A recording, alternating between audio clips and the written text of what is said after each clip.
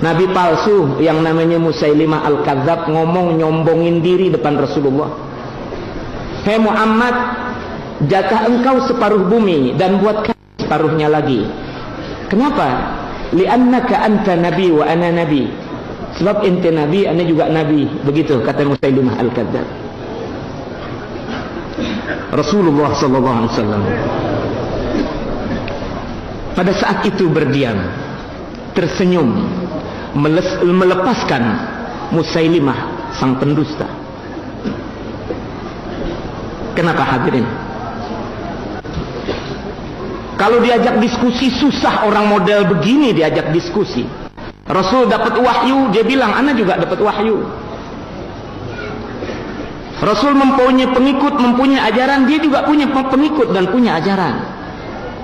Oleh sebab itu, andai Rasulullah sallallahu alaihi wasallam mau, "Gum ya Ali, bangkit hai Ali," Sayyidina Ali radhiyallahu anhu. Bunuh Musailimah, kelar, enggak ada urusan. Saudara, para jamaah sekalian yang saya cintai, kalau saja Rasulullah sallallahu alaihi wasallam dengan satu telunjuknya berkata, "Gum ya Ali, gum ya Umar, bunuh Musailimah Al-Kadzab." Orang sekarang bertanya mungkin, kenapa Nabi berdiam? Kenapa enggak keluar titahnya itu? Ini Nabi palsu yang sangat berbahaya. Tapi kalau itu yang terjadi, Yahudi dan Nasrani zaman sekarang tepuk tangan. Lihat Muhammad, lantaran dia takut ada saingan, Nabi benar-benar dapat wahyu, dia bunuh duluan supaya enggak terbuka rahasia kepalsuannya. Ini sebuah lembaran dari yang disebut fiqhus sirah, pemahaman tentang sejarah. Anda pikirkan sekali lagi, kenapa Rasulullah diam? Nanti cerita dirinya bakal mengungkap siapa dia. Tak perlu tangan Muhammad yang nantinya di suatu saat akan menimbulkan perkara kecurigaan para orang-orang yang dengki terhadap Rasulullah SAW. Para jamaah dan kepada para habaib saya minta maaf ini. Sesungguhnya di dunia ini tidak ada satu figur, satu pribadi besar yang lebih digoda, lebih diganggu, lebih dihantam dengan berbagai fitnah sebanyak yang diberikan orang kepada Rasulullah. Dalam ceramah yang hanya 15 menit, saya tidak akan mungkin menyalinkan beberapa kata dari mulut-mulut Nasrani dan Yahudi yang menggugat nubuah Rasulullah SAW. Tapi mereka sudah mati langkah. Mau ngapain dengan hadrat Rasulullah? Apa yang bisa kau lakukan kepada Rasul yang dijanjikan oleh Allah Subhanahu wa taala, wallahu ya'simuka minan nas. Allah yang jaga engkau dari kejahatan tangan manusia. Yang disebut sarjana, yang disebut peneliti, yang disebut muhakkikin dalam sejarah udah tobat ketulung-tulung, enggak nyanggup mencari cacat Rasulullah. Apa sebab?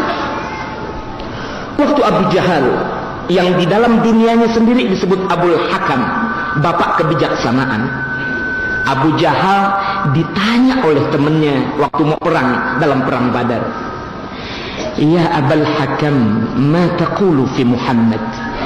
An-nabiyyun huwa am kadzdzab?"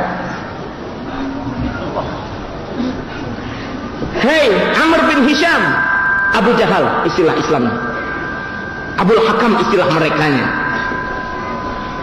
Apa pandangan engkau tentang Muhammad ini? Dia nabi atau pendusta? Marah Abu Jahal dengan pertanyaan itu. Kata Abu Jahal yang waktu itu menjadi musuh paling keras terhadap Rasulullah, dari telapakan kaki sampai ke ubun-ubun isinya benci dan dengki kepada Rasulullah. Tapi untuk menyatakan Muhammad salah atau pendusta dia nggak nyanggup. Dia bilang, "Nah, min an taqula bi anna Muhammadan kadzdzab." Tutup mulutmu. Jangan sekali-kali kau berkata bahwa Muhammad pendusta.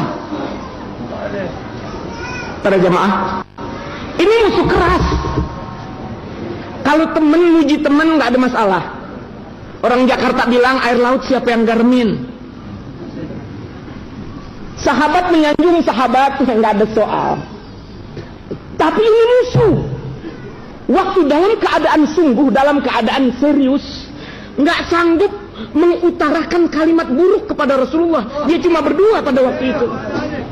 Nah, min antaqul bi anna Muhammadan kadzdzab. Uskut, diam ente. Jangan sekali-kali kau berkata bahwa Muhammad pendusta. Ulama berkata, al-fadlu bima syahidat bihil a'da'u. Keutamaan itu akan menjadi jelas bila telah diakui oleh musuh. Ahlan sahlan. Kalau udah musuh ngakuin, apalagi teman. Ini musuh yang teramat berat ini nggak nyanggup menjatuhkan Rasulullah bagaimana? Kalau dia nabi dan bukan pendusta, ya Abul Hakam, Abu Jahal, kalau dia nabi bukan pendusta, falima naqtul, kenapa kita mau bunuh? Kalau dia bukan pendusta, tentu dia nabi. Kalau dia nabi, tentu kita mesti ikutin. Falima naqtuluh, kenapa kita bunuh? Ente, pertanyaan ente betul-betul menusuk ke ulu hati. Kalau bukan posisi yang sangat gawat, anda nggak mau jawab pertanyaan ente, kata Abu Jahal. Ya, kan benar kah? Kalau dia bukan pendusta, tentu dia nabi. Kalau dia nabi, ikutin. Kenapa diperangi? Gan. Ini Muhammad bin Abdullah bin Abdul Muttalib bin Hashim, semua datuk-datuknya orang yang dimuliakan Allah. Min anfasikum, wa fi qiraatin min anfasikum, orang mahal. Kakeknya yang temuin itu air Zam-Zam. Kakeknya pula yang pegang itu kunci Ka'bah. Wa ana min abdi Syams. Apaan yang anda dapat? Dagang dia yang punya, nubuah dia yang punya.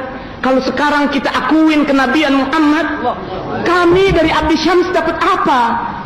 Anda kalau ngerti fiqh sirah akan tahu bahwa urusan Rasulullah SAW bukan masalah i'tikad, bukan kritik masalah moral, tetapi sekadar kedengkian yang diberikan oleh jahiliyah.